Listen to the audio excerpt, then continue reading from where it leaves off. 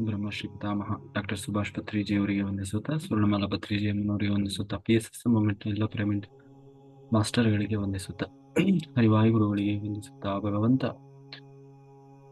ನಮ್ಮ ಸ್ವಾಮಿಯೊಂದಿಗೆ ವಂದಿಸುತ್ತಾ, ಲೋಕ ಕಲ್ಯಾಣಾರ್ಥವಾಗಿ ಅಂತರಾಯಿತಿರುವ ನಮ್ಮ ಈ ಧ್ಯಾನ ಯಜ್ಞದಲ್ಲಿ ಭಾಗವಹಿಸಿದಂತೆ ಎಲ್ಲಾ ಧ್ಯಾನ ಯೋಗಿ ಬಂಧುಗಳಿಗೆ ವಂದಿಸುತ್ತಾ, ನಮ್ಮ ಈ ಧ್ಯಾನ ಯಜ್ಞಕ್ಕೆ ಸಮಸ್ತ ಬ್ರಹ್ಮಾದಿ ದೇವತೆಗಳ ಚೈತನ್ಯವನ್ನ, ಆ ಪರಬ್ರಹ್ಮ ಸ್ವರೂಪಿಯಾದ ವಿಶ್ವಮೂಲ ಚೈತನ್ಯ ಪರಮಾತ್ಮ ಶಕ್ತಿಯನ್ನ ಆವಾಹನೆಯನ್ನು ಮಾಡ್ತಾ, ಅವರೆಲ್ಲರ ಚೈತನ್ಯ ಫ್ರೀಕ್ವೆನ್ಸಿ ನಾವೆಲ್ಲರೂ ಒಂದಾಗಿ ಈ ಧ್ಯಾನ ಜ್ಞಾನ ಯಜ್ಞದಲ್ಲಿ ಮುಂದುವರಿಯೋಣ ಅಂತ ಹೇಳ್ತಾ, ಮಾಸ್ಟರ್ಸ್ ಈಗ ಪರಬ್ರಹ್ಮನ ಬಗ್ಗೆ ಅಥವಾ ಬ್ರಹ್ಮಜ್ಞಾನದ ಬಗ್ಗೆ ನಿನ್ನೆ ತಿಳ್ಕೊಳ್ತಾ ಇದ್ವಿ. ಅದರ ಮುಂದುವರಿದ ಭಾಗವನ್ನು ನಾವು ಇವತ್ತು ನೋಡೋಣ. ನಾವು ಆತ್ಮಜ್ಞಾನ, ಬ್ರಹ್ಮಜ್ಞಾನ ಅಂತ ಹೇಳ್ತೀವಿ ಅಲ್ವಾ? ಆತ್ಮಜ್ಞಾನ, ನನ್ನ ಆತ್ಮದ ಬಗ್ಗೆ, ನನ್ನ ಆತ್ಮದ ಜರ್ನಿಯ ಬಗ್ಗೆ ತಿಳ್ಕೊಳ್ಳುವಂಥದ್ದು ಆತ್ಮಜ್ಞಾನವಾದರೆ, ಇಷ್ಟೆಲ್ಲ ನಿಯಂತ್ರಣ ಮಾಡ್ತಾ ಇರುವ ನನ್ನೊಳಗಿರುವ ಆ ಶಕ್ತಿಗೂ ಕೂಡ ಶಕ್ತಿಯಾದಂತಹ ಆ ಒಂದು ಶಕ್ತಿಯನ್ನ ತಿಳ್ಕೊಳ್ಳುವುದೇ ಏನು ಬ್ರಹ್ಮಜ್ಞಾನ. ಆದ್ರೆ ಆ ಬ್ರಹ್ಮನ ಬಗ್ಗೆ ತಿಳ್ಕೊಳ್ಳೋದು ಅಂತಂದ್ರೆ ಏನು? ಆ ಬ್ರಹ್ಮನ ಬಗ್ಗೆ ಮೊದಲು ಅರಿವನ್ನ ಮೂಡಿಸಿಕೊಳ್ಬೇಕು, ಸತ್ಯವನ್ನ ತಿಳ್ಕೊಳ್ಬೇಕು. ಅದಕ್ಕಾಗಿ ನಾವು ಮೊದಲು ಸತ್ಯ ಮಾರ್ಗಕ್ಕೆ, ಆ ದೇವರಿಗೆ ಮೊರೆ ಹೋಗಬೇಕು. ಏನಂತ ಮೊರೆ ಹೋಗಬೇಕು? ಪ್ರತಿನಿತ್ಯ ನಾವು ದೇವರಲ್ಲಿ ಮೊರೆ ಹೋಗಬೇಕು. ಏನು? ಅಸತೋಮ ಸದ್ಗಮಯ, ತಮಸೋಮ ಜ್ಯೋತಿರ್ಗಮಯ, ಮೃತ್ಯೋರ್ಮ ಅಮೃತಂಗಮಯ. ಹೀಗೆ ನಾವು ಈ ಮೂರು ರೀತಿಯಲ್ಲಿ ನಾವು ನಿರಂತರವಾಗಿ ಆ ಭಗವಂತನಲ್ಲಿ ನಾವು ಶರಣು ಹೋಗ್ತೀವಿ. ನಮ್ಮಲ್ಲಿ ಆ ಬ್ರಹ್ಮಜ್ಞಾನ ಅನ್ನೋದು ಪ್ರಾಪ್ತವಾಗ್ತದೆ. ಏನು ಹೀಗಂದ್ರೆ ಏನು? ಅಸತೋಮ ಸದ್ಗಮಯ, ತಮಸೋಮ ಜ್ಯೋತಿರ್ಗಮಯ, ಮೃತ್ಯೋರ್ಮ ಅಮೃತಂಗಮಯ. ಏನು ಹೀಗಂದ್ರೆ ಅಸತೋಮ ಸದ್ಗಮಯ ಅಂತಂದ್ರೆ ನನ್ನನ್ನ ಅಸತ್ಯದಿಂದ ಸತ್ಯದ ಕಡೆಗೆ ನಡೆಸು ಅಂತ ಹೇಳಿ ದೇವರಲ್ಲಿ ಪ್ರಾರ್ಥನೆ ಮಾಡು. ಅಸತ್ಯದಿಂದ ಸತ್ಯದ ಕಡೆಗೆ. ಏನು ಅಸತ್ಯ ಅಂದ್ರೆ ಏನು, ಸತ್ಯ ಅಂದ್ರೆ ಅದನ್ನ ಮೊದಲು ತಿಳ್ಕೊಳ್ಬೇಕಲ್ವ? ಈಗ ಎಲ್ಲರೂ, ನಾವು, ನೀವು ಅಥವಾ ಪ್ರತಿಯೊಬ್ಬರೂ ಕೂಡ ಒಂದೊಂದು ಹಂತಕ್ಕೆ ನಾವು ಸತ್ಯ ಮಾರ್ಗಕ್ಕೆ ಹೋಗಿದ್ರು ಕೂಡ ಇನ್ನೂ ಅಸತ್ಯದಲ್ಲಿ ಬದುಕ್ತಾ ಇದ್ದವರು ತುಂಬಾ ಜನ ಇದ್ದಾರೆ. ಅಸತ್ಯದಲ್ಲಿ ಬದುಕ್ತಾ ಇದ್ದಾರೆ. ಏನು ಅಸತ್ಯದಲ್ಲಿ ಬದುಕೋದು ಅಂದ್ರೆ ಏನು? ಅಸತ್ಯವನ್ನೇ ಆಶ್ರಯಿಸ್ತಾ ಇದ್ದಾರೆ, ಅಸತ್ಯವನ್ನೇ ನುಡಿತಾ ಇದ್ದಾರೆ. ಈ ರೀತಿ ಅಸತ್ಯದಲ್ಲಿ ಜೀವಿಸಿದರೆ ಆಗುವ ನಷ್ಟ ಏನು ಅಂತಂದ್ರೆ, ಅದರಲ್ಲಿ ಅಸತ್ಯದಲ್ಲಿ ಇರುವವರು ಯಾವಾಗಲೂ ಅಪಜಯವನ್ನೇ ಪಡಿತಾ ಹೋಗ್ತಾರೆ. ಜೀವನದಲ್ಲಿ ಎಂದೂ ಏಳಿಗೆಯನ್ನು ಹೊಂದಲಿಕ್ಕೆ ಸಾಧ್ಯ ಇಲ್ಲ. ಏಳಿಗೆ ಅಂತಂದ್ರೆ ಇವತ್ತು ನೀವು ಹಣ, ಆಸ್ತಿ, ಅಂತಸ್ತು ಈ ರೀತಿಯ ಏಳಿಗೆಯನ್ನು ನೋಡೋದಲ್ಲ. ಆತ್ಮದ ಏಳಿಗೆ. ಆದ್ದರಿಂದಲೇ ಸತ್ಯಮೇವ ಜಯತೆ, ಸತ್ಯವನ್ನ ಆಶ್ರಯಿಸಬೇಕು. ಯಾರು ಸತ್ಯವನ್ನ ಆಶ್ರಯಿಸ್ತಾರೆ ಅವರ ಆತ್ಮ ಜಯಿಸ್ತದೆ. ಯಾರು ಅಸತ್ಯವನ್ನ ಆಶ್ರಯಿಸ್ತಾರೆ ಅವರಿಗೆ ಎಂದೂ ಆ ಜಯ ಅನ್ನೋದು ಲಭಿಸೋದೇ ಇಲ್ಲ. ಏನು ಹೀಗಂತಂದ್ರೆ, ಕೆಲವರು ನನ್ನ ಜೀವನ ಬಹಳ ಚೆನ್ನಾಗಿದೆ ಅಥವಾ ಸಂಸಾರ ಬಹಳ ಚೆನ್ನಾಗಿದೆ, ನಮ್ಗೆಲ್ಲ ಸಿಕ್ಕಿದೆ, ಹಾಗಿರುವಾಗ ನಮ್ಗೆ ಯಾಕೆ ಬೇಕು ಅಲ್ವಾ? ನಿನ್ನೆ ನಾನು ಹೇಳಿದ ಹಾಗೆ ಅಂತ ಹೇಳಿ ಯೋಚನೆ ಮಾಡುವವರು ಕೂಡ ಇದ್ದಾರೆ. ಹಾಗಿದ್ಮೇಲೆ ನಮಗೆ ಯಾಕೆ ಬೇಕಾಗಿದೆ ಈ ಸತ್ಯ ಅಂತೆ, ದೇವರಂತೆ, ಧರ್ಮ ಅಂತೆ, ಇದನ್ನ ತಗೊಂಡು ನಾವೇನ್ ಮಾಡಬೇಕು? ಆದ್ರೆ ಯಾರಿಗೇ ಆಗ್ಲಿ ಜೀವನದಲ್ಲಿ ಒಂದು ಜನ್ಮವೇ ಅಲ್ಲ, ಪ್ರತಿಯೊಬ್ಬರು ಹಲವಾರು ಜನ್ಮಗಳನ್ನು ತೆಗೆದುಕೊಳ್ತಾ ಇದ್ದಾರೆ. ಒಂದೊಂದು ಜನ್ಮದಲ್ಲಿ ಒಂದೊಂದು ಹಿಂದೆ ಮಾಡಿದಂತಹ ಕರ್ಮಗಳಿಗೆ ಅನುಸಾರವಾಗಿ ಈ ಜನ್ಮದಲ್ಲಿ ಶ್ರೀಮಂತ ಇರಬಹುದು, ಮುಂದಿನ ಜನ್ಮ ಗೊತ್ತಿಲ್ಲ, ತಿನ್ಲಿಗೂ ಪಾಪ ಊಟಕ್ಕೂ ಗತಿ ಇಲ್ಲದ ಸ್ಥಿತಿ ಇರುವಂತಹ ಜನ್ಮ ಬರಬಹುದು. ಅಥವಾ ಇನ್ನೊಬ್ಬರಿಗೆ ಪ್ರತಿಯೊಂದಕ್ಕೂ ಕೂಡ ಬೀಡಿ ತಿನ್ನುವ ಜನ್ಮ ಬರಬಹುದು. ರಾಜನಾಗಿ ಮೆರೆದವನು ಇರಬಹುದು, ಮುಂದಿನ ಜನ್ಮದಲ್ಲೂ ಇನ್ನು ಆಳಾಗಿ ದುಡಿಯುವ ಪರಿಸ್ಥಿತಿ ಬರಬಹುದು. ಅಂದ್ರೆ ಎಲ್ಲ ಜನ್ಮದಲ್ಲೂ ನಾನು ಹೀಗೆ ಇರ್ತೇನೆ ಅಂತ ಯಾರಾದ್ರೂ ತಿಳ್ಕೊಂಡಿದ್ರೆ ಅವನಷ್ಟು ಮೂರ್ಖ ಇನ್ನೊಬ್ಬ ಇಲ್ಲ. ಎಲ್ಲ ಜನ್ಮವು ನಂದು ಇಷ್ಟೇ ಚೆನ್ನಾಗಿತ್ತು ಅಂತ ಯಾರಾದ್ರೂ ತಿಳ್ಕೊಂಡಿದ್ರೆ ಅದು ಖಂಡಿತ ಸಾಧ್ಯ ಇಲ್ಲ. ಹಾಗಾಗಿ ಮತ್ತೊಂದು ಜನ್ಮ ಬಹಳ ಶೋಚನೀಯವಾಗಿರ್ಬೋದು. ಹಾಗಾಗಿ ಅಸತ್ಯದಲ್ಲಿ ಜೀವಿಸುವವರು ಸತ್ಯವನ್ನ ತಿಳಿಯದೆ ಮಾಡಬಾರದ ಕೆಲಸವನ್ನ, ತಪ್ಪುಗಳನ್ನ, ಪಾಪಗಳನ್ನ ಮಾಡ್ತಾ ಇರ್ತಾರೆ. ಆಗ ಏನಾಗ್ತದೆ? ಅದರ ಪರಿಣಾಮ ಮತ್ತೊಂದು ಜನ್ಮದಲ್ಲಿ ಬಹಳ ಕಷ್ಟವನ್ನ, ಅದರೆಲ್ಲ ಏನು ಪ್ರತಿಫಲವನ್ನು ಅನುಭವಿಸಬೇಕಾಗ್ತದೆ. ಹಾಗಾಗಿ ಈ ರೀತಿಯಾಗಿ ಪುನಃ ಪುನಃ ಜನಿಸುವುದನ್ನ ಏನಂತ ಕರಿತೀವಿ ನಾವು? ಪಿತೃಯಾನ. ಹಾಗಾಗಿ ಇದೆಲ್ಲವೂ ಸಹ ಸತ್ಯವು ತಿಳಿಯದೆ, ಸತ್ಯವನ್ನ ಆಶ್ರಯಿಸದ ಕಾರಣ ಇಷ್ಟೆಲ್ಲ ನಡೀತಾ ಇದೆ. ಇಷ್ಟೆಲ್ಲ ನಾವು ಜನ್ಮಗಳನ್ನ ತಗೊಂಡು ಬರ್ತಾ ಇದ್ದೀವಿ. ಕಾರಣ ಎಂತಂದ್ರೆ ಸತ್ಯವನ್ನ ಆಶ್ರಯಿಸ್ತಾ ಇಲ್ಲ. ಆ ಸತ್ಯವನ್ನ ಆಶ್ರಯಿಸಿದ್ವಿ ಅಂತ ಆದ್ರೆ ಖಂಡಿತ ನಾವೆಲ್ಲರೂ ಇಡೀ ಜನ್ಮವನ್ನ ಕೊನೆ ಮಾಡಿಕೊಳ್ಳಿಕ್ಕೆ ಸಾಧ್ಯ ಇದೆ. ಅಂತಹ ಸಮಸ್ಯೆಗಳು, ನೋವುಗಳು, ಕಷ್ಟಗಳು, ದುಃಖದಂತಹ ಜೀವನ, ಅಪಜಯ ಎಲ್ಲವೂ ಅಲ್ಲವೇ? ಈ ರೀತಿಯಾಗಿ ಅಪಜಯದಿಂದ ಹೊರಬರಬೇಕು ಅಂತಂದ್ರೆ ಸತ್ಯವನ್ನು ಆಶ್ರಯಿಸಬೇಕು, ಸತ್ಯದಲ್ಲಿ ಜೀವಿಸಬೇಕು. ಅಸತೋಮ ಸದ್ಗಮಯ ಅಂತ ಹೇಳಿ ಪ್ರಾರ್ಥನೆ ಮಾಡುವುದು ಅದೇ ಕಾರಣದಿಂದ. ಹಾಗೆ ಈಗ ನಾವು ಸತ್ಯ ಅಂದ್ರೆ ಏನು? ಆಗಲಿಂದ ಸತ್ಯಾಸತ್ಯ ತಿಳ್ಕೊಳ್ಬೇಕು ಅಂತಿದ್ದೀರಿ. ಸತ್ಯ ಅಂದ್ರೆ ಏನು ಅದು ಮುಖ್ಯ ಅಲ್ವಾ? ಸತ್ಯ ಏನು ಅಂತ ಗೊತ್ತಿದ್ರೆ ತಿಳ್ಕೊಳ್ಬೋದು. ಹಾಗಾಗಿ ಯಾವುದೆಲ್ಲ ಬ್ರಹ್ಮನಿಂದ ಸೃಷ್ಟಿಸಲ್ಪಡ್ತಾ ಇದೆಯೋ ಅದೆಲ್ಲವೂ ಆ, ಏನು ಅಸತ್ಯವಾದದ್ದು. ಕಾರಣ ಈ ಸೃಷ್ಟಿಯಲ್ಲಿ ಯಾವುದು ಕೂಡ ನಿತ್ಯ ಅಲ್ಲ, ಶಾಶ್ವತವೂ ಅಲ್ಲ ಅನ್ನುವುದನ್ನ ನಾವು ಗಮನಿಸ್ತಾ ಹೋದ್ರೆ ಯಾವುದನ್ನ ನೋಡಿದರೂ ಕೂಡ ಎಲ್ಲವೂ ಸಹ ಅಶಾಶ್ವತವಾದುದು, ಎಲ್ಲರೂ ಸಹ ತಾತ್ಕಾಲಿಕವಾದುದು. ಎಂದೋ ಒಂದು ದಿನ ಎಲ್ಲವೂ ಸಹ ಅದೃಶ್ಯವಾಗುವಂಥದ್ದು. ಅಷ್ಟೇ ಅಲ್ಲದೆ ಈ ಅಸತ್ಯ ಅನ್ನೋದು ಯಾವಾಗಲೂ ಬದಲಾವಣೆಯನ್ನ ಹೊಂದುತ್ತಲೇ ಇರ್ತದೆ. ಆ, ಬದಲಾಗದೆ ಇರೋದೇ ಇಲ್ಲ.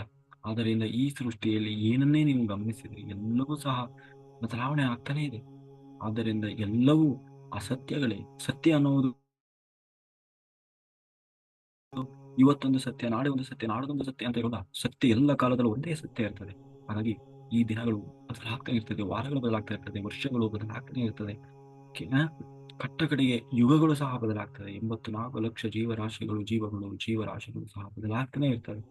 ಅದರಿಂದ ಕಾಲ ಉರುಳಿದರೂ ಕೂಡ, ಯುಗಗಳು ಬದಲಾದರೂ ಕೂಡ ಬದಲಾವಣೆ ಆ ಹೊಂದುತ್ತಾ ಇದ್ದಾವೆ. ಎಲ್ಲವೂ ಸಹ ಅವೆಲ್ಲವೂ ಅಸತ್ಯಗಳೇ. ಹಾಗಿದ್ದರೆ ಯಾವುದು ನಿತ್ಯವಾದದ್ದು, ಯಾವುದು ಶಾಶ್ವತವಾದದ್ದು, ಯಾವುದು ಬದಲಾವಣೆ ಆಗದೇ ಇರುವಂತದ್ದು, ಯಾವುದು ಕಾಲ ಉರುಳಿದರು, ಯುಗಗಳು ಉರುಳಿದರು, ಪ್ರಳಯಗಳು ಸಂಭವಿಸಿದರು, ಬದಲಾಗದ ಎಂದೆಂದಿಗೂ ಕೂಡ ಬದಲಾಯಿಸಲಿಕ್ಕೂ ಕೂಡ ಸಾಧ್ಯ ಇಲ್ಲದೆ ಇರುವುದು, ಆಗದೇ ಇರುವುದು ಯಾವುದಿದೆಯೋ ಅದೇ ಅದು ಯಾರು ತಂದ್ರೆ ಅದೇ ಬದಲಾವಣೆ ಆಗದೇ ಇರುವುದು ಬ್ರಹ್ಮ ಒಬ್ಬನೇ. ಬ್ರಹ್ಮ. ಆದ್ದರಿಂದಲೇ ಬ್ರಹ್ಮನು ಸತ್ಯನಾದವನು. ದೊಡ್ಡವರು ಅಸತ್ಯವನ್ನು ದೊಡ್ಡವರು ಅಸತ್ಯವನ್ನ ಅಲ್ಲ, ಸತ್ಯವನ್ನು ಆಶ್ರಯಿಸಿ ಅಂತ ಹೇಳಿದ್ದಾರೆ. ಇದೇ ಕಾರಣಕ್ಕೆ ಸತ್ಯದತ್ತ ನಡೆಸು. ಆದ್ದರಿಂದ ಜಗತ್ತಿನಲ್ಲಿ ಸತ್ಯದ ಬಗ್ಗೆ ಸರಿಯಾದ ತಿಳುವಳಿಕೆ ಇಲ್ಲದೆ ಅಸತ್ಯದಲ್ಲಿ ಜೀವಿಸ್ತಾ ಇದ್ದಾರೆ. ಅಸತ್ಯವನ್ನ ಆಶ್ರಯಿಸ್ತಾ ಇದ್ದಾರೆ, ಅಸತ್ಯವನ್ನೇ ನುಡಿತಾ ಇದ್ದಾರೆ. ಹಾಗಾಗಿ ಈಗ ಇನ್ನು ಉದಾಹರಣೆಗೆ ಬ್ರಹ್ಮ ಸತ್ಯ ಅಂತ ತಿಳಿದುಕೊಂಡಿದ್ದೇವೆ. ಆದರೆ ಆತ್ಮವು ಕೂಡ ಸತ್ಯವಾದದ್ದು. ಆದರೆ ಈ ಜಗತ್ತಿನಲ್ಲಿ ಎಲ್ಲರೂ ಕೂಡ ದೇಹವೇ ನಾನು ಅನ್ನುವ ಭಾವನೆಯಿಂದ ಜೀವಿಸ್ತಾ ಇದ್ದಾರೆ. ದೇಹಕ್ಕೆ ಪ್ರಾಮುಖ್ಯತೆಯನ್ನು ಕೊಡ್ತಾ ಇದ್ದಾರೆ. ಯಾವಾಗಲೂ ಶಾರೀರಿಕವಾದಂತಹ ಸುಖ, ದೇಹಕ್ಕೆ ಬೇಕಾದಂತಹ ಸುಖ, ಶಾರೀರಿಕ ಸೌಂದರ್ಯ, ದೇಹಕ್ಕೆ ಬೇಕಾದಂತಹ ಅಂದ್ರೆ ಏನು ಪರ್ಸನಾಲಿಟಿಯನ್ನ ಡೆವಲಪ್ ಮಾಡುವಂಥದ್ದು, ಶಾರೀರಿಕ ಆರೋಗ್ಯ, ಶಾರೀರಿಕ ಲಾಭಕ್ಕಾಗಿ ಮಾಡ್ತಾ ಇದ್ದಾರೆ. ಶಾರೀರಿಕ ಲಾಭಗಳಿಗಾಗಿ ಬೇಕಾಗಿರುವಂತಹ ಧನ ಸಂಪಾದನೆಯನ್ನ ಹೆಚ್ಚಿನ ಪ್ರಾಮುಖ್ಯತೆಯನ್ನು ನೀಡ್ತಾ ಇದ್ದಾರೆ. ಹಾಗಾಗಿ ಶರೀರಕ್ಕೆ ಒಂದು ಹೆಸರು ಇಟ್ಟುಕೊಂಡು ಆ ಹೆಸರಿಗೆ ನನ್ನ ಹೆಸರು ಮಾಡಬೇಕು ಅಂತ ಹೇಳಿ, ಪ್ರಖ್ಯಾತಿ ಗಳಿಸ್ಬೇಕು ಅಂತ ಹೇಳಿ, ಅಂದ್ರೆ ಆ ಹೆಸರು ಕೂಡ ಇಲ್ಲಿ ಬಂದ ಮೇಲೆ ಕೊನೆಗೆ ಆ ಹೆಸರು ಕೂಡ ತಗೊಂಡು ಹೋಗ್ಲಿಕ್ಕೆ ಸಾಧ್ಯ ಇಲ್ಲ. ಆದ್ರೆ ಆ ಹೆಸರು ಮಾಡಬೇಕು, ಪ್ರಖ್ಯಾತಿ ಗಳಿಸ್ಬೇಕು ಅಂತ ಹೇಳಿ ಏನೆಲ್ಲ ಮಾಡುವವರಿದ್ದಾರೆ ಅಲ್ವಾ? ಪ್ರಖ್ಯಾತಿಗಳಿಗಾಗಿ ಹೋರಾಡ್ತಾ ಇದ್ದಾರೆ. ಸ್ವಲ್ಪ ಹೆಸರು ಬಂದರೂ ಕೂಡ ಸಂಭ್ರಮಿಸ್ತಾ ಇದ್ದಾರೆ. ಈ ರೀತಿಯಾಗಿ ಯಾವಾಗಲೂ ಕೂಡ ಶರೀರಕ್ಕೆ ಸಂಬಂಧಿಸಿದ ಸುಖಕ್ಕಾಗಿ ಜೀವಿಸ್ತಾ ಇದ್ದಾರೆ. ಆತ್ಮವನ್ನ ಅಂದರೆ ಸತ್ಯವನ್ನ ಅಂದರೆ ಬ್ರಹ್ಮನನ್ನ ಪೂರ್ತಿಯಾಗಿ ಮರೆತು ಹೋಗಿದ್ದಾರೆ. ದೇಹವನ್ನ ಆಶ್ರಯಿಸ್ತಾ ಆತ್ಮವನ್ನ ಪೂರ್ತಿಯಾಗಿ ಮರೆತಿದ್ದಾರೆ ಅಲ್ವಾ? ಹಾಗಾಗಿ ಇವರೆಲ್ಲರೂ ಅಸತ್ಯದಲ್ಲಿ ಇರುವವರೇ. ಈ ದೇಹ ಸೌಂದರ್ಯದ ಮೇಲಿನ ಈ ಲೌಕಿಕ ಬದುಕಿನಲ್ಲಿ ಯಾರು ಮುಳುಗಿ ನನ್ನೊಳಗಿರುವಂತಹ ಆ ಆತ್ಮವನ್ನು ಮರೆತು ಆತ್ಮಕ್ಕೆ ಬೇಕಾಗಿರುವ ಚಿಂತನೆಯನ್ನ ಬಿಟ್ಟು ಯಾರು ಬದುಕ್ತಾ ಇದ್ದಾನೆ, ಅವರೆಲ್ಲರೂ ಅಸತ್ಯದಲ್ಲಿ ಬದುಕ್ತಾ ಇದ್ದಾರೆ. ಆತ್ಮ ಅಂದರೆ ಬ್ರಹ್ಮ, ದೇವರು ಎಂಬುದನ್ನು ಹೊರತುಪಡಿಸಿದರೆ ಉಳಿದೆಲ್ಲವೂ ಕೂಡ ಸಹ ಅಸತ್ಯಗಳೇ. ಹಾಗಾಗಿ ಅಸತ್ಯಗಳನ್ನ ಯಾವಾಗಲೂ ನುಡಿತಾ ಇದ್ದಾರೆ ಹೊರತು ಸತ್ಯವನ್ನ ಯಾರು ನುಡಿತಾ ಇಲ್ಲ. ಅಸತ್ಯವನ್ನು ನುಡಿತಾ ಇದ್ದಾರೆ ಅಂತಂದ್ರೆ ನಾನು ಹೇಳ್ತಾ ಇರುವುದು ಅಸತ್ಯ ಅನ್ನುವುದು ಕೂಡ ಗೊತ್ತಿಲ್ಲದ ಸ್ಥಿತಿಯಲ್ಲಿ ಇವತ್ತು ಅಸತ್ಯವನ್ನೇ ನುಡಿತಾ ಇದ್ದಾನೆ. ಏನು ಹಾಗಂದ್ರೆ ಏನರ್ಥ ಅಂತಂದ್ರೆ, ಒಬ್ಬ ದೇವಾಲಯಕ್ಕೆ ಹೋಗಿ ಬಂದ ಅಲ್ವಾ? ದೇವಸ್ಥಾನಕ್ಕೆ ನಾವು ಹೋಗಿ ಬಂದು ಏನಂತ ಹೇಳ್ತೀವಿ? ಹೋಗ್ಲಿಲ್ಲ ಅಂತ ಹೇಳಿದ್ರು ಕೂಡ ಸುಳ್ಳು ಹೇಳ್ದಂಗೆ ಆಗ್ತದೆ. ದೇವಸ್ಥಾನಕ್ಕೆ ಹೋಗಿದ್ದೆ ಅಂತ ಹೇಳಿದ್ರೆ ಅಸತ್ಯ ನೋಡ್ದಂಗೆ ಆಗ್ತದೆ. ಏನ್ ಹಿಂಗಂದ್ರೆ, ದೇವಸ್ಥಾನಕ್ಕೆ ಹೋಗ್ಲಿಲ್ಲ ಅಂದ್ರೆ ಸುಳ್ಳು ಹೇಳ್ದಂಗೆ ಆಗ್ತದೆ, ದೇವಸ್ಥಾನಕ್ಕೆ ಹೋಗಿದ್ದೆ ಅಂತ ಹೇಳಿದ್ರೆ ಅಸತ್ಯ ನೋಡಿದ ಹಾಗಾಗ್ತದೆ. ಏನು ಹಾಗದ ಅರ್ಥ ಅಂದ್ರೆ ಕಾರಣ, ದೇವಾಲಯ ಅಂತಂದ್ರೆ ಏನು ಅದನ್ನು ಫಸ್ಟ್ ತಿಳ್ಕೊಳ್ಬೇಕಾಗ್ತದೆ. ಇಲ್ಲಿ ಆಲಯ ಅಂತಂದ್ರೆ ಏನು? ಒಂದು ಪ್ರದೇಶ ಅಲ್ವಾ? ಅದರಲ್ಲಿ ಆಲಯ ಅಂದ್ರೇನು? ಒಂದು ಪ್ರದೇಶ. ದೇವಾಲಯ ಅಂತಂದ್ರೆ ದೇವರು ಇರುವಂತಹ ಆಲಯ, ಅದನ್ನ ಏನಂತ ಕರಿತೀವಿ ನಾವು? ದೇವಾಲಯ ಅಂತ ಅಲ್ವಾ? ಉದಾಹರಣೆಗೆ ಹಿಮಾಲಯ ಅಂತ ಕರಿತೀವಿ. ಯಾಕೆ ಹಿಮಾಲಯ ಅಂತ ಕರಿತೀವಿ? ಹಿಮ, ಅಲ್ಲಿ ಹಿಮ ಇದೆ, ಹೆಚ್ಚಾಗಿ ಹಿಮ ಇದೆ, ಹಾಗಾಗಿ ಅದನ್ನು ಹಿಮಾಲಯ ಅಂತ ಕರಿತೀವಿ. ದೇವರಿರುವ ಜಾಗವನ್ನ ದೇವಾಲಯ ಅಂತ ಕರಿತೀವಿ. ಆದ್ರೆ ನಾವಿವತ್ತು ದೇವಸ್ಥಾನ ಅಂತ ಹೋಗ್ತಾ ಇದ್ದೀವಲ್ಲ, ನಿಜವಾಗ್ಲೂ ದೇವರು ಇರುವ ಜಾಗವಲ್ಲ. ಅದೇ ರೀತಿ ದೇವರು ಇರುವ ಪ್ರದೇಶವನ್ನು ದೇವಾಲಯ ಅಂತ ಕರಿತೀವಿ. ಆದ್ರೆ ಇವರು ಹೋಗಿ ಬಂದದ್ದು ಎಲ್ಲಿಗೆ? ನಿಜವಾಗ್ಲೂ ದೇವರಿರುವ ದೇವಾಲಯಕ್ಕೆ ಹೋಗಿ ಬಂದ್ರ? ಇಲ್ಲ. ಮತ್ತೆ ವಿಗ್ರಹ ಇರುವ ಪ್ರದೇಶಕ್ಕೆ ಹೋಗಿ ಬಂದ್ವಿ. ಮತ್ತೆ ಯಾವುದದು? ವಿಗ್ರಹಾಲಯವೇ ಹೊರತು ಅದು ದೇವಾಲಯವಲ್ಲ. ಆದ್ರೆ ವಿಗ್ರಹಾಲಯವನ್ನ ದೇವಾಲಯ ಅಂತ ಹೇಳಿ ಅಸತ್ಯವನ್ನ ಸತ್ಯ ಅಂತ ನಂಬ್ಕೊಂಡಿದ್ದಾರೆ. ಹಾಗಾಗಿ ನಾನು ದೇವಸ್ಥಾನಕ್ಕೆ ಹೋಗಿ ಬಂದೆ, ದೇವಾಲಯಕ್ಕೆ ಹೋಗಿ ಬಂದೆ, ದೇವಾಲಯಕ್ಕೆ ಹೋಗಿ ಬರ್ಲಿಲ್ಲ, ಮತ್ತೆ ವಿಗ್ರಹಾಲಯಕ್ಕೆ ಹೋಗಿ ಬಂದ. ಹಾಗಾದ್ರೆ ದೇವಾಲಯ ಅಂದ್ರೆ ಏನು? ಎಲ್ಲಿದೆ ದೇವಾಲಯ? ನಿಜವಾದ ದೇವರು ಅಂದ್ರೆ ಏನು? ಆ ದೇವರು ಎಲ್ಲಿದ್ದಾನೆ? ಹಾಗಾದ್ರೆ ಹೀಗಿರುವಾಗ ನಿಜವಾದ ದೇವರು ಇರುವ ಪ್ರದೇಶ ಅಂದ್ರೆ ದೇವಾಲಯ. ಎಲ್ಲಿ ದೇವರಿದ್ದಾನೋ ಅದೇ ನಿಜವಾದ ದೇವಾಲಯ. ಹಾಗಾದ್ರೆ ನಿಜವಾದ ದೇವಾಲಯ ಯಾವುದು? ದೇವರು, ದೇವರಿರುವ ಜಾಗ ದೇವಾಲಯ. ಆ ದೇವರು ಅಂದ್ರೆ ಯಾರು? ಬ್ರಹ್ಮ. ಬ್ರಹ್ಮ ಎಲ್ಲಿದ್ದಾನೆ? ಆ ಬ್ರಹ್ಮವೇ ಆತ್ಮ. ಆತ್ಮ ಇರುವ ಜಾಗ ಯಾವುದು? ಈ ನಮ್ಮ ದೇಹ. ಈ ದೇಹವೇ ನಿಜವಾದ ದೇವಾಲಯ. ದೇವ ಎಲ್ಲಿ ವಾಸ ಮಾಡ್ತಾ ಇದ್ದಾನೋ, ಪರಮಾತ್ಮ ಎಲ್ಲಿ ವಾಸ ಮಾಡ್ತಾ ಇದ್ದಾನೋ ಅದೇ ನಿಜವಾದ ದೇವಾಲಯ. ಆದ್ರೆ ಮಾನವರ ದೇಹವೇ ನಿಜವಾದ ದೇವಾಲಯ. ದೇವರು ಅಂದ್ರೆ ಏನು? ಆತ್ಮ. ಅದು ಇರೋದಿಲ್ಲಿ ದೇಹದಲ್ಲಿ. ದೇಹದಲ್ಲಿ ಆಲಯ ಆಗಿರುವಾಗ, ಆಶ್ರಯಿಸಿರುವಾಗ ಆ ದೇಹವೇ ನಿಜವಾದ ದೇವಾಲಯ. ಅದಕ್ಕೆ ಶಂಕರಾಚಾರ್ಯರು ಏನು ಹೇಳಿದ್ರು? ದೇಹೋ ದೇವಾಲಯೋ ಪ್ರೋಕ್ತಃ ಜೀವೋ ದೇವೋ ಸನಾತನ. ಅಂದ್ರೆ ದೇಹವೇ ದೇವಾಲಯ, ದೇಹದಲ್ಲಿ ಇರುವ ಜೀವಿಯೇ ಆತ್ಮ. ಅಂದ್ರೆ ಆ ಆತ್ಮ, ಅಂದ್ರೆ ಆತ್ಮವೇ ಸನಾತನವಾದ ದೇವರು, ಅವನೇ ಪರಮಾತ್ಮನಾಗಿದ್ದಾನೆ. ಆದ್ರೆ ಇಲ್ಲಿ ಅವರು ಹೋಗಿರುವುದು ವಿಗ್ರಹಾಲಯಕ್ಕೆ ಹೊರತು ದೇವಾಲಯಕ್ಕೆ ಅಲ್ಲ. ಅಂದ್ರೆ ದೇವರ ವಿಷಯದಲ್ಲಿ ಅಸತ್ಯವನ್ನು ನುಡಿತಾ ಇದ್ದಾರೆ. ನಾನು ದೇವಾಲಯಕ್ಕೆ ಹೋಗಿ ಬಂದೆ ಅಂತ ಹೇಳ್ತಾರೆ, ಆದ್ರೆ ನಿಜವಾಗ್ಲೂ ಹೋಗಿ ಬಂದಿದ್ದು ದೇವಾಲಯಕ್ಕಲ್ಲ, ವಿಗ್ರಹಾಲಯಕ್ಕೆ. ಹಾಗಾಗಿ ಇಲ್ಲಿ ಸುಳ್ಳು ಹೇಳ್ತಾ ಇದ್ದಾರೆ, ಸತ್ಯವನ್ನು ಹೇಳ್ತಾ ಇಲ್ಲ. ಅಂದ್ರೆ ಹೋಗಿರುವ ಕಡೆ ಒಂದು ವೇಳೆ ಅವನು ಹೋಗಿ ಅಲ್ಲಿ ಧ್ಯಾನ ಮಾಡಿದ ಅಂತ ಆದ್ರೆ, ಧ್ಯಾನ ಮಾಡಿದ ಅಂದ್ರೆ ಏನು? ತನ್ನ ಆ ಆಲಯ, ತನ್ನ ದೇಹದೊಟ್ಟಿಗೆ ತಾನು ಒಳಗಿರುವ ಆತ್ಮ ಪರಮಾತ್ಮನ ಸಮ್ಮಿಲನವಾಯಿತು. ಅದು ನಿಜವಾದ ದೇವಾಲಯದ ದರ್ಶನ. ಧ್ಯಾನ ಧ್ಯಾನ ಮಾಡುವುದು ನಿಜವಾದ ದೇವಾಲಯದ ದರ್ಶನ. ಯಾಕೆ? ಇದೇ ದೇವಾಲಯ, ದೇಹವೇ ದೇವಾಲಯ. ಒಳಗೆ ಆತ್ಮ ಇದ್ದಾನೆ. ಆ ಆತ್ಮ ಪರಮಾತ್ಮನ ಸಮ್ಮಿಲನ ಒಂದು ಮಾಡ್ತಾ ಇದ್ದೀವಿ. ಅದೇ ನಿಜವಾದ ಧ್ಯಾನ, ಅದೇ ನಿಜವಾದ ದೇವರಲ್ಲಿ ಮಾಡುವ ಭಕ್ತಿ. ಆಗ ಮಾತ್ರ ಸತ್ಯವನ್ನ ಹೇಳಿದ ಹಾಗಾಗ್ತದೆ. ಒಂದು ವೇಳೆ ಅವನು ದೇವಸ್ಥಾನ ಅಂತ ಹೇಳಿ ವಿಗ್ರಹಾಲಯಕ್ಕೆ ಹೋದರೂ ಕೂಡ ಅಲ್ಲಿ ಕೂತು ಅವನು ಧ್ಯಾನ ಮಾಡಿ ಬಂದ ಅಂತ ಆದ್ರೆ ಅವನು ಹೇಳಿದ ಸತ್ಯ ಇದೆ. ಧ್ಯಾನ ಮಾಡದೇ ಹೋದರೆ, ಅಂದ್ರೆ ದೇಹದೊಳಗೆ ಪ್ರವೇಶಿಸಿದ ಕಾರಣ ಅವನು ಅಸತ್ಯವನ್ನು ನುಡಿತಾ ಇದ್ದಾನೆ. ಅದೇ ರೀತಿ ದೇವರ ಪ್ರಸಾದವನ್ನ ತಿಳ್ಕೊಳ್ತೀವಲ್ವಾ, ಒಂದು ಸಹ ಅಸತ್ಯವನ್ನು ನುಡಿದಂತೆ. ಕಾರಣ ಪ್ರಸಾದ ಅಂದ್ರೆ ಏನು? ಪ್ರಸಾದಿಸುವುದು ಅಂದ್ರೆ ನೀಡಿರುವುದು ಅಲ್ವಾ. ನಿಜವಾಗ್ಲೂ ನಾವು ದೇವಸ್ಥಾನಕ್ಕೆ ಹೋಗಿ ದೇವರ ಪ್ರಸಾದ ತಗೊಂಡ್ವಿ, ಯಾರು ದೇವರು ಕೊಟ್ಟಿದ್ದ ಪ್ರಸಾದ ಅಲ್ಲ, ಅಲ್ಲಿ ಪುರೋಹಿತರು ಕೊಟ್ಟ ಪ್ರಸಾದ. ಅದು ಪುರೋಹಿತರು ನೀಡಿದರೆ ಹೊರತು ದೇವರ ಪ್ರಸಾದ ನೀಡಲಿಲ್ಲ. ಅಷ್ಟೇ ಅಲ್ಲದೆ ಅಲ್ಲಿ ವಿಗ್ರಹಕ್ಕೆ ನಿವೇದನೆ ಮಾಡಿದರೆ ಹೊರತು ದೇವರಿಗೆ ನಿವೇದನೆ ಮಾಡಲಿಲ್ಲ. ಅದೇ ರೀತಿ ದೇವರಿಗೆ ನಾವು ಅಭಿಷೇಕ ಮಾಡಿಸಿದ್ವಿ ಅಂತ ಹೇಳ್ತೀವಿ, ನಿಜವಾಗ್ಲೂ ಅಭಿಷೇಕ ಅದು ಅಸತ್ಯವನ್ನು ಹೇಳ್ತಾ ಇದ್ದೀವಿ. ನಿಜವಾಗ್ಲೂ ಆಗಿದ್ದೇನು? ಅಲ್ಲಿ ಅಭಿಷೇಕ ಮಾಡಿಸಿರುವುದು ವಿಗ್ರಹಕ್ಕೆ ಹೊರತು ದೇವರಿಗೆಲ್ಲ ಅಲ್ವಾ. ದೇವರಿಗೆ ಪ್ರದಕ್ಷಿಣೆ ಮಾಡಿದೀವಿ ಅಂತ ಹೇಳ್ತೀವಿ, ಇದೂ ಸಹ ಅಸತ್ಯ. ಕಾರಣ ಪ್ರದಕ್ಷಿಣೆ ದೇವರಿಗೆ ಮಾಡಲಿಲ್ಲ, ದೇವರಿಗೆ ಆಗ್ತಾ ಇಲ್ಲ ಪ್ರದಕ್ಷಿಣೆ, ಬದಲಾಗಿ ದೇವರ ವಿಗ್ರಹಕ್ಕೆ ಪ್ರದಕ್ಷಿಣೆ ಆಗ್ತಾ ಇದೆ. ಈ ರೀತಿ ಹಲವಾರು ಸಂದರ್ಭದಲ್ಲಿ ದೇವರ ವಿಷಯದಲ್ಲಿ ನಾವು ಸತ್ಯವನ್ನಲ್ಲದೆ ಅಸತ್ಯವನ್ನೇ ನುಡಿತಾ ಇದ್ದೇವೆ. ಅದಕ್ಕೆ ಕಾರಣ ಸತ್ಯದ ಬಗ್ಗೆ ಸರಿಯಾದ ತಿಳುವಳಿಕೆ ಇಲ್ಲದೆ ಇರುವಂತದ್ದು. ವೇದಗಳಲ್ಲಿ ಸತ್ಯವನ್ನ ಧರ್ಮಂಚರ ಅಂತ ಕರೀತಾರೆ. ಅಂತಂದ್ರೆ ಸತ್ಯವನ್ನ ನುಡಿಯಬೇಕು, ಧರ್ಮವನ್ನ ಆಚರಿಸಬೇಕು. ಆದ್ದರಿಂದ ಸತ್ಯವನ್ನೇ ನುಡಿಯಬೇಕು, ಸತ್ಯವನ್ನೇ ಆಶ್ರಯಿಸಬೇಕು. ಸತ್ಯವನ್ನ ಆಶ್ರಯಿಸಿ ಇವರಿಗೆ ಜೀವನದಲ್ಲಿ ಯಶಸ್ಸು ಎನ್ನುವುದು ಖಚಿತವಾಗ್ತದೆ. ಅದೇ ಸತ್ಯಮೇವ ಜಯತೆ. ಯಾವ ರೀತಿಯ ಯಶಸ್ಸು ಲಭಿಸುತ್ತದೆ ಅಂತಂದ್ರೆ ಸತ್ಯವನ್ನ, ಬ್ರಹ್ಮನನ್ನ ಆಶ್ರಯಿಸಿದವರಿಗೆ ಅನಂತವಾದ ಸೃಷ್ಟಿ ಜ್ಞಾನ ಲಭಿಸ್ತದೆ. ಇರುವುದು ಇಲ್ಲದಂತೆ, ಇಲ್ಲದೆ ಇರುವುದು ಇದ್ದಂತೆ ಅಲ್ಲದೆ, ಇರುವುದನ್ನ ಇದ್ದಂತೆ ತಿಳಿತಾರೆ. ಮಾಡಬೇಕಾಗಿರುವುದನ್ನ ಮಾಡ್ತಾರೆ, ಮಾಡಬಾರದನ್ನ ಮಾಡುವುದಿಲ್ಲ. ಸೃಷ್ಟಿಗೆ ಅನುಗುಣವಾಗಿ ವರ್ತಿಸ್ತಾರೆ, ಕರ್ಮ ರಾಹಿತ್ಯವನ್ನು ಮಾಡಿಕೊಳ್ತಾರೆ, ಜೀವನದ ಗುರಿಯನ್ನ ಸಾಧಿಸ್ತಾರೆ, ಜೀವನದ ಗಮ್ಯವನ್ನು ತಲುಪ್ತಾರೆ. ಕೊನೆಗೆ ಭೂಮಿಯ ಮೇಲೆ ಪಡಿಬೇಕಾಗಿರುವ ನಿರ್ವಾಣವನ್ನು ಪಡಿತಾರೆ, ಶಾಶ್ವತವಾದ ಆನಂದವನ್ನು ಪಡಿತಾರೆ.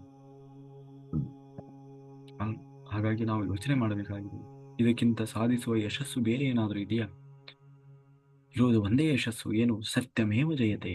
ಸತ್ಯಕ್ಕೆ ಮಾತ್ರ ಇಲ್ಲಿ ಜಯವಿದೆ, ಎಲ್ಲವೂ ಪರಾಜಯವೇ. ಬುದ್ಧ ಏನು ಹೇಳಿದರು? ಬುದ್ಧ ಉಸಿರಾಟದ ಮೇಲೆ ಗಮನ ಹರಿಸಿದ ಕಾರಣ ಬುದ್ಧ ಏನ್ ಮಾಡಿದ್ರು? ಉಸಿರಾಟದ ಮೇಲೆ ಗಮನ ಹರಿಸಿದ್ರು.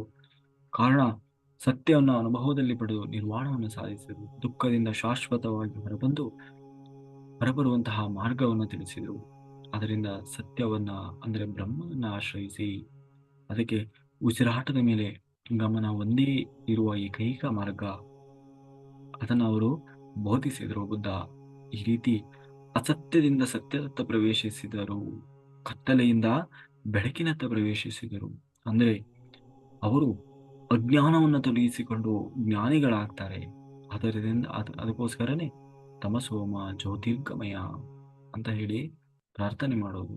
ಅಂದ್ರೆ ಅಜ್ಞಾನವೆಂಬ ಅಂಧಕಾರದಿಂದ ಜ್ಞಾನವೆಂಬ ಬೆಳಕಿನತ್ತ ನಡೆಸುವುದು ಅಂತ ಹೇಳಿ ಮಾಡುವ ಪ್ರಾರ್ಥನೆ. ಹೀಗೆ ಈ ರೀತಿಯಾಗಿ ಜ್ಞಾನವಂತರಾದವರು ಕಡೆಗೆ ಹುಟ್ಟು ಸಾವಿನ ಜೀವನದಿಂದ ಹುಟ್ಟು ಸಾವಿಲ್ಲದ ಸ್ಥಿತಿಯನ್ನ ಹೊಂದುತ್ತಾರೆ,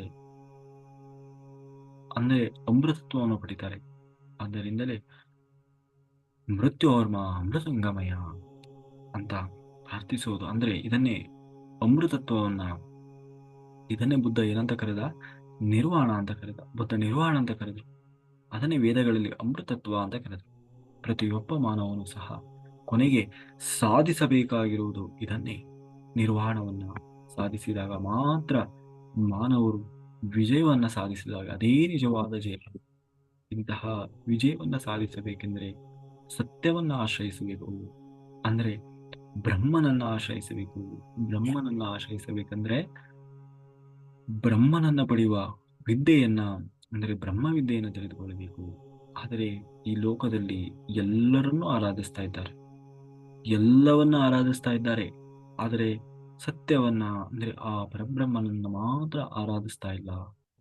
ಕಲ್ಲುಗಳನ್ನ ಆರಾಧಿಸ್ತಾ ಇದ್ದಾರೆ, ಕಲ್ಲುಗಳಿಂದ ಮಾಡಿರುವ ವಿಗ್ರಹಗಳನ್ನ, ಗೊಂಬೆಗಳನ್ನ ಆರಾಧಿಸ್ತಾ ಇದ್ದಾರೆ. ಗಿಡ ಮರಗಳನ್ನ, ಪ್ರಾಣಿ ಪಕ್ಷಿಗಳನ್ನ, ಗ್ರಾಮ ದೇವತೆಗಳನ್ನ, ಕುಲದೇವತೆಗಳನ್ನ, ಬಾಬಾರನ್ನ ಅಲ್ವಾ, ಗುರುಗಳನ್ನ, ಪ್ರಕೃತಿಯನ್ನ, ದೇವತೆಗಳನ್ನ, ದೇವರನ್ನ ಆರಾಧಿಸ್ತಾ ಇದ್ದಾರೆ ಹೊರತು ಬ್ರಹ್ಮನನ್ನ ಆರಾಧಿಸ್ತಾ ಇಲ್ಲ. ಇದಕ್ಕೆ ಕಾರಣ ಏನು? ಆ ಬ್ರಹ್ಮನ ಬಗ್ಗೆಗಿನ ಅರಿವು ಇಲ್ಲದೆ ಇರುವುದು, ಬ್ರಹ್ಮನ ಹಿರಿಮೆಯ ಬಗ್ಗೆ ತಿಳಿಯದೆ ಇರುವುದು. ಒಂದು ರೀತಿಯಲ್ಲಿ ಹೇಳ್ಬೇಕಂತಂದ್ರೆ ಈ ಲೋಕದಲ್ಲಿ ಎಲ್ಲರಿಗೂ ದೇವರು ಮಹಿಮಾನ್ವಿತ ಅಂತ ಗೊತ್ತಿದೆ, ಹೌದು. ಆದರೆ ಅಷ್ಟೇ ಅಲ್ಲ, ಎಲ್ಲ ದೇವರಿಗಿಂತಲೂ ಸಹ ಬ್ರಹ್ಮ, ವಿಷ್ಣು, ಮಹೇಶ್ವರರು ಮಹಾನ್ ಅಂದ್ರೆ ತ್ರಿಮೂರ್ತಿಗಳು ಶ್ರೇಷ್ಠರಾದವರು ದೇವತೆಗಳಿಗಿಂತ ಅಂತ ಗೊತ್ತಿದೆ ಸಹ. ಆದರೆ ಅವರಿಗಿಂತಲೂ ಮಹಾನ್ವಿತವಾದ ಒಂದು ಪರಬ್ರಹ್ಮ ಶಕ್ತಿ ಇದೆ ಅನ್ನುವ ಜ್ಞಾನ, ಅಂದ್ರೆ ಬ್ರಹ್ಮನನ್ನ ಮೀರಿಸಿದವರು ಮತ್ತೊಬ್ಬ ಇಲ್ಲ ಅಂತ ಹೇಳಿ ತಿಳಿದುಕೊಳ್ಳಬೇಕು. ಇದಕ್ಕೆ ಕಾರಣ ಅವರು. ಹಾಗಾಗಿ ಆದ್ದರಿಂದಲೇ ಏನಂತ ತಿಳಿಬೇಕು? ಬ್ರಹ್ಮ ವಿಷ್ಣು ಮಹೇಶ್ವರರಲ್ಲಿ ಚತುರ್ಮುಖ ಬ್ರಹ್ಮ ಅಂತ ನಾವು ಹೇಳ್ತೀವಲ್ಲ, ಈ ಬ್ರಹ್ಮ ಬೇರೆ, ಚತುರ್ಮುಖ ಬ್ರಹ್ಮ ಬೇರೆ. ನಾವು ಹೇಳಕ್ ಹೊರಟಿರುವ ಬ್ರಹ್ಮ ಬೇರೆ, ಅವನನ್ನ ಪರಬ್ರಹ್ಮ ಅಂತ ಹೇಳ್ತೀವಿ. ಪರಬ್ರಹ್ಮ ಅಂತಂದ್ರೆ ಆ ದೇವತೆಗಳಿಗೂ ಕೂಡ ಸೃಷ್ಟಿಕರ್ತನಾದವನು, ದೇವತೆಗಳನ್ನು ಕೂಡ ಸೃಷ್ಟಿ ಮಾಡಿದವನು ಈ ಪರಬ್ರಹ್ಮ ಬೇರೆ ಅಲ್ವ. ತ್ರಿಮೂರ್ತಿಗಳಲ್ಲಿನ ಚತುರ್ಮುಖ ಬ್ರಹ್ಮ ಬೇರೆ, ಅವರು ಈ ತ್ರಿಮೂರ್ತಿಗಳಲ್ಲಿ ಒಬ್ಬರು, ಅವರು ಕೂಡ ದೇವತೆ ಅಷ್ಟೇ. ಆದರೆ ಪರಬ್ರಹ್ಮ ಎಲ್ಲ ಎಲ್ಲ ಆ ದೇವತೆಗಳನ್ನು, ತ್ರಿಮೂರ್ತಿಗಳನ್ನು ಕೂಡ ಸೃಷ್ಟಿ ಮಾಡಿದವನು ಪರಬ್ರಹ್ಮ.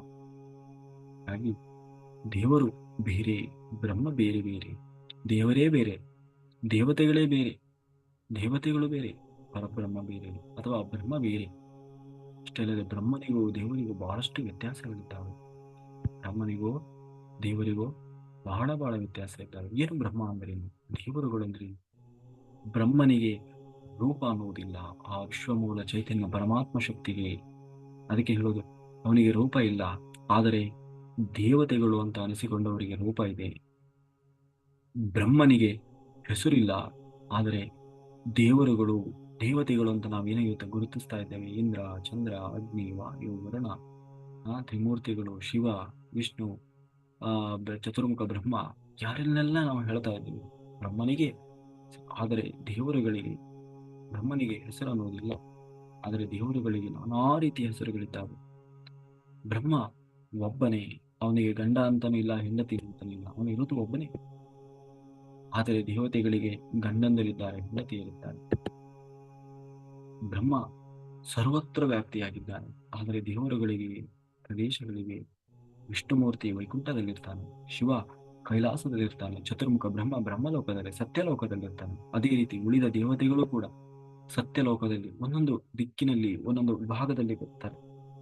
ದಕ್ಷಿಣದಲ್ಲಿ ಯಮಧರ್ಮ ಬರ್ತಾನೆ, ಪೂರ್ವದಲ್ಲಿ ಇಂದ್ರ, ಹೀಗೆ ಒಬ್ಬೊಬ್ರು ವರುಣ, ಒಂದೊಂದು ಲೋಕಗಳಿದ್ದಾವೆ. ಅಲ್ಲೂ ಬ್ರಹ್ಮ ಅನಂತವಾದ ಅಪರಿಮಿತವಾದ ಶಕ್ತಿ ಹೊಂದಿದವರು, ಆದರೆ ದೇವರುಗಳು ಪರಿಮಿತವಾದ ಶಕ್ತಿ ಹೊಂದಿದ್ದವರು. ಅಂದ್ರೆ ಅವರ ಶಕ್ತಿಗೆ ಒಂದು ಲಿಮಿಟ್ ಅನ್ನೋದಿದೆ.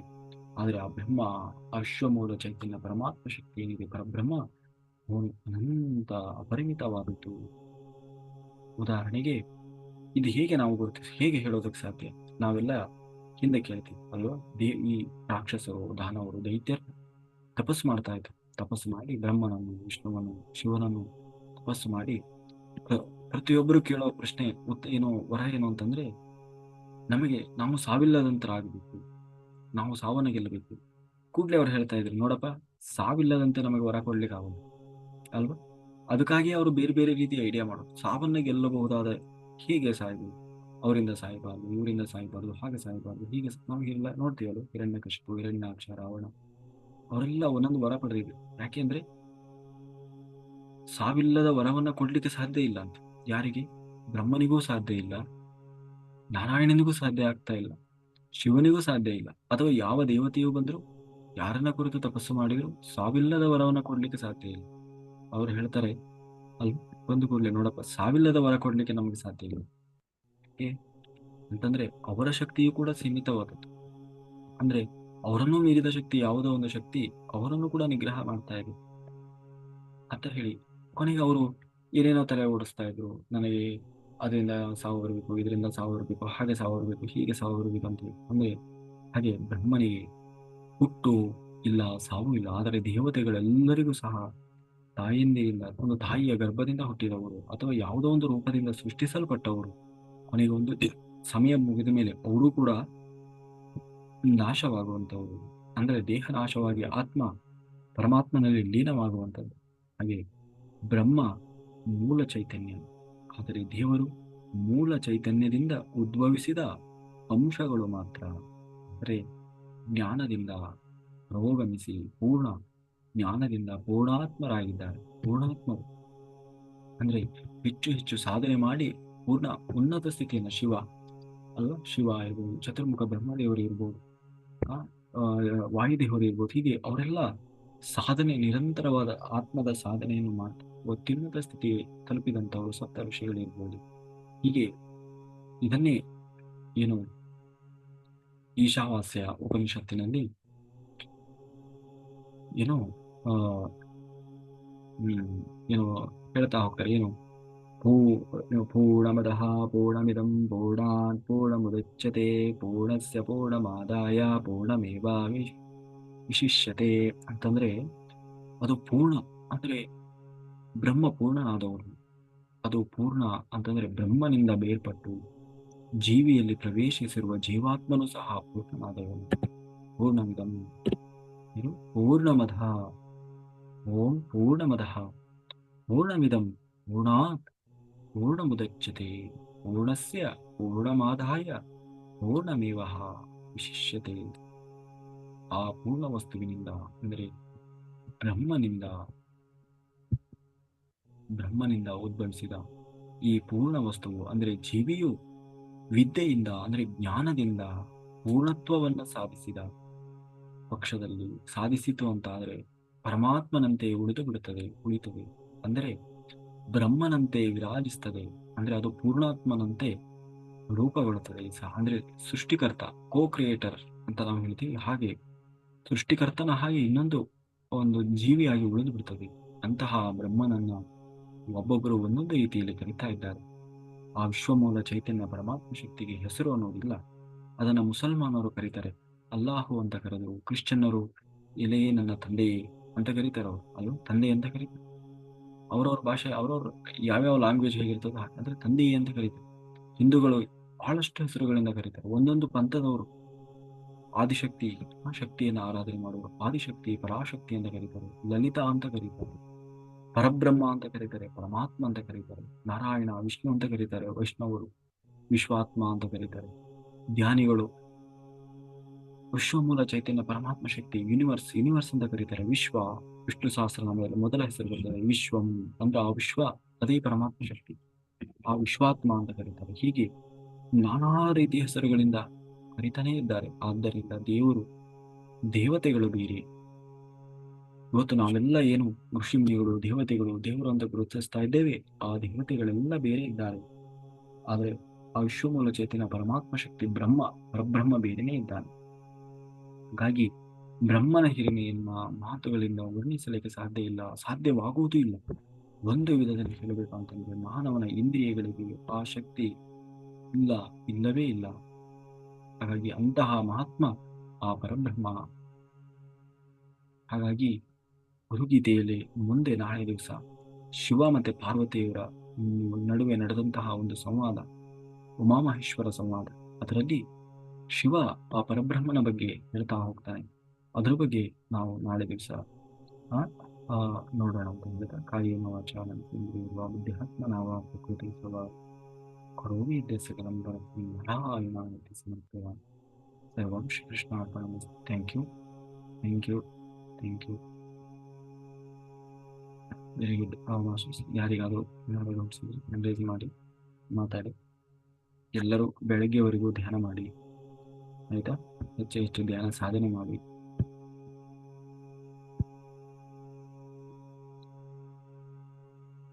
ಹೀಗಾಗಿ ಮತ್ತೆ ಈ ಜನ್ಮ ನೆಗ್ಲೆಕ್ಟ್ ಮಾಡಿದರೆ ಯಾವ ಜನ್ಮ ಬಂದರೂ ಸಾಧನೆ ಮಾಡಲೇಬೇಕು. ಸಾಧನೆ ಮಾಡದೆ ಬೇರೆ ಶಾರ್ಟ್ ಕಟ್ ರೂಟ್ ಅಂತ ಯಾವುದೂ ಇಲ್ಲ. ನೀವು ಕಥೆಗಳನ್ನ ಹೇಳ್ತಾ, ನೆಪಗಳನ್ನ ಹೇಳ್ತಾ, ಸವಾಲುಗಳನ್ನ ಹೇಳ್ತಾ ನಿಮ್ಮ ಸಾಧನೆಯನ್ನ ಮಾಡದೆ ವ್ಯರ್ಥವಾಗಿ ನಿಮ್ಮ ಸಮಯವನ್ನು ಕಳೀತಾ ಇದ್ದೀರಿ ಅಂತಂದ್ರೆ ಇನ್ನೊಂದು ಜನ್ಮಕ್ಕೆ ರೆಡಿ ಆಗ್ತಾ ಇದ್ದೀರಿ. ಇದು ಮುಗಿತಾ ಇಲ್ಲ, ಮತ್ತೆ ಇನ್ನೊಂದು ಸೃಷ್ಟಿ ಆಗ್ತಾ ಇದೆ ನಿಮಗೆ ಅಂತ ಅರ್ಥ. ಇನ್ನೊಂದು ಜಂಜಾಟಕ್ಕೆ ನೀವು ತಯಾರಾಗ್ತಾ ಇದ್ದೀರಿ ಅಂತ ಅರ್ಥ. ನನಗೆ ಕುತ್ಕೊಳ್ಳೋಕೆ ಆಗ್ತಾ ಇಲ್ಲ, ನನ್ನ ಕಾಲು ಹೊಡಿತಾ ಇದೆ, ಕೈ ಹೊಡಿತಾ ಇದೆ, ನಮ್ಮ ಮನೇಲಿ ಬಿಡ್ತಾ ಇಲ್ಲ, ಏನೇ ಕಾರಣ ಹೇಳಿ ನೀವು ತಪ್ಪಿಸ್ಕೊಂಡ್ರು ಕೂಡ ಅದರ ಅರ್ಥ ನಿಮಗೆ ದೇವರು ಕೊಟ್ಟ ಅವಕಾಶ ಮಿಸ್ ಮಾಡ್ಕೊಂಡು ಇನ್ನೊಂದು ಜನ್ಮ ನೀನೇ ಇನ್ನೊಂದು ಜನ್ಮಕ್ಕೆ ರೆಡಿ ಆಗ್ತಾ ಇದ್ದೀರಿ ಅಂತ. ಅದು ಹೀಗೆ ಇರ್ತದೆ ಗೊತ್ತಿಲ್ಲ, ಅಲ್ಲಿ ಸಾಧನೆ ಮಾಡ್ಲಿಕ್ಕೆ ಅವಕಾಶ ಸಿಗ್ತದೋ ಇಲ್ಲೋ ಗೊತ್ತಿಲ್ಲ, ಅಲ್ಲಿ ಹಿಂಗಿರ್ತದೋ ಜನ್ಮ ಗೊತ್ತಿಲ್ಲ. ಹಾಗಾಗಿ ನಾವು ಈಗ ಇದ್ದಾಗಲೇ ನಮ್ಮಲ್ಲಿ ತಲೆಯಲ್ಲಿ ಅಷ್ಟೇ ಇರಬೇಕು, ಈ ಜನ್ಮ ನಂದು ಕೊನೆ ಆಗ್ಬೇಕಷ್ಟೆ, ಈ ಜನ್ಮ ನಮಗೆ ಕೊನೆ ಆಗಬೇಕು, ಈ ಜನ್ಮದಲ್ಲೇ ನಾವು ಮುಕ್ತಿ ಮೋಕ್ಷವನ್ನು ಪಡಿಬೇಕು, ಅದೊಂದೇ ನಮ್ಮ ತಲೆಯಲ್ಲಿ ಇರಬೇಕು. ಅಪ್ಪಿ ತಪ್ಪಿ ಬಾಯಲ್ಲೂ ಕೂಡ ಬರಬಾರ್ದು. ಮುಂದಿನ ಜನ್ಮ ಅಂತ ಒಂದಿದ್ರೆ ನಾನು ಇನ್ನು ಬಂದು ಋಣ ತೀರಿಸ್ತೇನೆ, ಅಪ್ಪಿ ತಪ್ಪಿನೂ ಹೇಳಬಾರ್ದು. ಆಯ್ತಾ? ಈ ಮಾತನ್ನ ನಡೆಸ್ಲಿಕ್ಕಾಗಿ ಮತ್ತೆ ಜನ್ಮ ತಗೊಂಡು ಬರ್ಬೇಕಾಗ್ತದೆ. ಒಂದು ಜನ್ಮ ತಗೊಂಡು ಬಂದು ಒಂದು ಜನ್ಮ ಕಳೆದು ಹೋಗೋದು ಅಂತಂದ್ರೆ ಅದು ಅಷ್ಟು ಸುಲಭ ಅಲ್ಲ. ಬಹಳ ಬಹಳ ವೇದನೆ ಇರ್ತದೆ ಒಂದು ಜನ್ಮ ಮುಗಿಸ್ಕೊಂಡು ಹೋಗೋದು ಅಂತಂದ್ರೆ. ಹಂಗಾಗಿ ನಾವು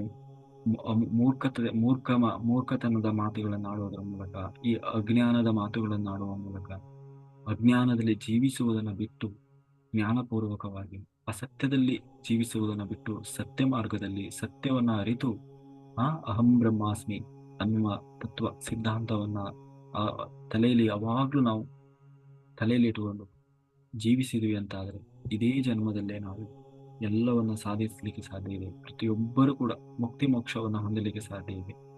ಹೆಚ್ಚು ಹೆಚ್ಚು ಧ್ಯಾನ ಸಾಧನೆ ಮಾಡಿ, ಧ್ಯಾನ ಪ್ರಚಾರಗಳನ್ನ ಮಾಡಿ, ಯಾರಿಗೆಲ್ಲ ಸಾಧ್ಯ ಇದೆ, ಯಾರಿಗೆಲ್ಲ ಅವಶ್ಯಕತೆ ಇದೆ ಅವರಿಗೆ ತಿಳಿಸಿ.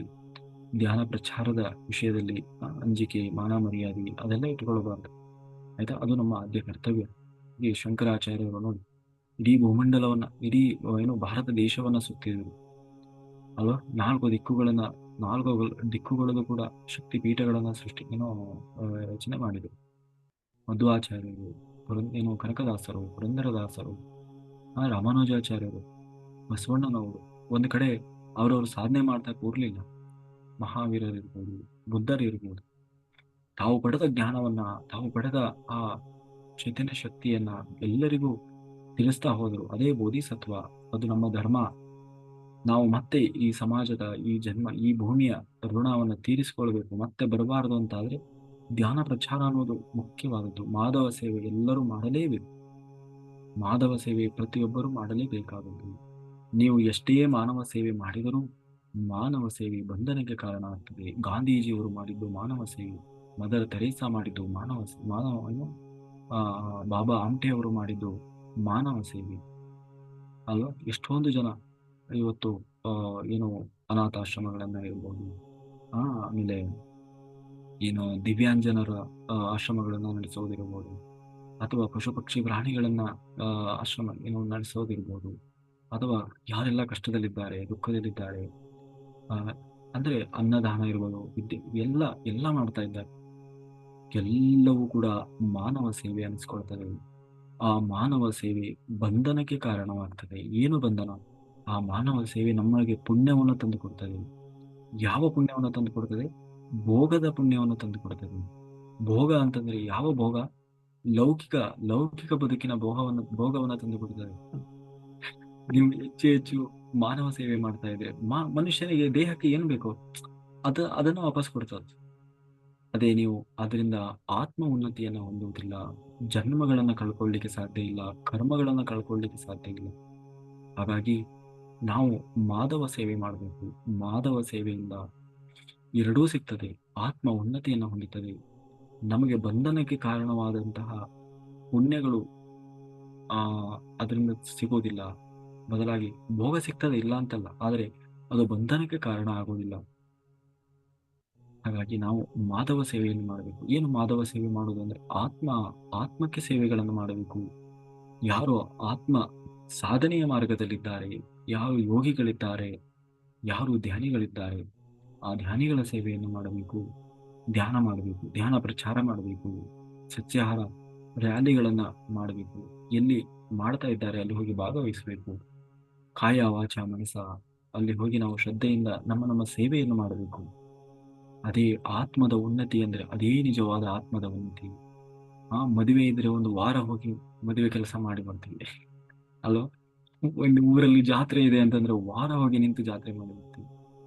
ಬೇರೆ ಎಲ್ಲದಕ್ಕೂ ಅದಕ್ಕೆ ರಜೆ ಅಡ್ಡ ಆಗೋಲ್ಲ, ಮನೆಯವರು ಅಡ್ಡ ಆಗೋಲ್ಲ, ಬೇರೆ ಯಾವುದು ಅಡ್ಡ ಬರೋಲ್ಲ, ದುಡ್ಡಿನ ಸಮಸ್ಯೆ ಅಡ್ಡ ಬರೋಲ್ಲ. ಎಲ್ಲ ಅದೇ ಒಂದು ಧ್ಯಾನ ಯಜ್ಞ ಅಂತಂದ್ರೆ ಸಮಸ್ಯೆಗಳ ಮೇಲೆ ಸಮಸ್ಯೆ. ರಜೆ ಕೊಡೋದಿಲ್ಲ, ಮನೆಯವರು ಬಿಡೋಲ್ಲ, ಅಡಿಗೆ ಮಾಡೋರಿಲ್ಲ, ಇಲ್ಲ ಇದಿಲ್ಲ, ದುಡ್ಡಿಲ್ಲ. ದೂರ ಆಗ್ತದೆ, ಹತ್ರ ಆಗ್ತದೆ. ಸ್ವಾಮಿ ಹಿಂದೆ ಈ ಜನ್ಮ ಕರ್ಮ ಕಳ್ಕೊಳ್ಳಿಕ್ಕೋಸ್ಕರ ಮೇಲೆ ಎಷ್ಟೋ ಮೇಲಿನ ಲೋಕದಿಂದ ಈ ಭೂಮಿಗೆ ಇಳಿದಿದೆ. ಲೆಕ್ಕ ಇಲ್ಲದಷ್ಟು ದೂರ ಆತ್ಮ ಶ್ರಮಿಸಿ ಬಂದಿದೆ. ಅಂಥದ್ರಲ್ಲಿ ರಾತ್ರಿ ಕುಂತ್ರೆ ಬೆಳಗ್ಗೆ ಬಂದು ರೀಚ್ ಆಗುವಂತ ಜಾಗ. ಅದಕ್ಕೆ ನಾವು ಅಷ್ಟು ದೂರ ಇದೆ, ಇಷ್ಟು ದೂರ ಇದೆ ಅಂತ ಕಾರಣ ಹೇಳ್ತೀವಿ. ಅದೇ ಹೇಳೋದು, ಅದೇ ಅಜ್ಞಾನ, ಅದೇ ಅಸತ್ಯದಲ್ಲಿ ಜೀವಿಸ್ತಾ ಇರೋದು. ಸತ್ಯದ ಬಗ್ಗೆ ಗೊತ್ತಿಲ್ಲ.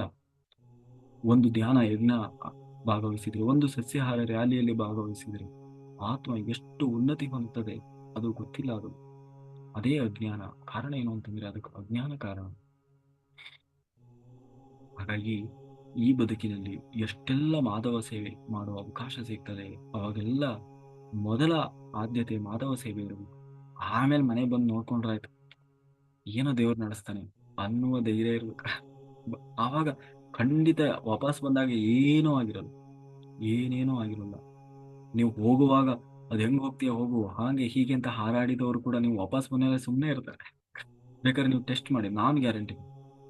ನೀವು ಮನೆಯಲ್ಲಿ ಬೇಕಾದ್ರೆ ಮನೆಯವ್ರನ್ನ ಎದುರು ಹಾಕೊಂಡು ಬೇಕಾದ್ರೂ ಬನ್ನಿ, ವಾಪಸ್ ಹೋದ್ಮೇಲೆ ನೋಡಿ ಅವ್ರು ಸುಮ್ಮನೆ ಇರುತ್ತೆ ಎದುರು ಕೇಳಿ. ಅಂದ್ರೆ ಆ ತಪಶಕ್ತಿಗೆ ಅಷ್ಟು ಶಕ್ತಿ ಇರ್ತದೆ.